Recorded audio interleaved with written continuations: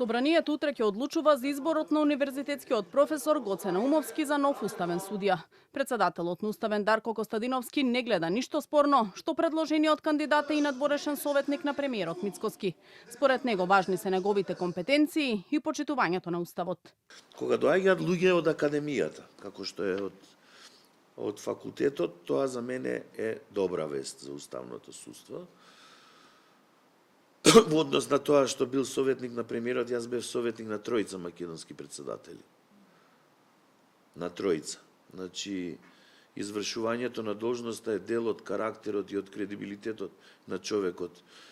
Дали бил советник на премиер или јас на тројца председатели, нема никакво значение. За да биде комплетиран составот на Уставен, сепак потребно ќе биде да се избере и член по предлог на Судскиот совет. Огласот истекува до крајот на неделава, но досега нема пријавено ниту еден кандидат, иако Костадиновски е уверен дека ќе има заинтересирани кандидати.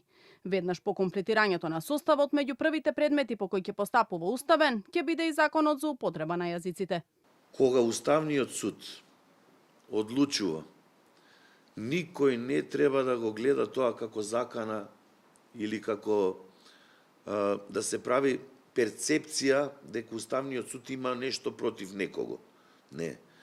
Уставниот суд постои само да им помогне на државните органи да не излегуваат надвор од Уставот. Наша работа е да ја вратиме довербата на граѓаните во владењето на правото и во правната држава, и за мене не постојат сензитивни и помалку сензитивни ќе се постапува по секој еден предмет.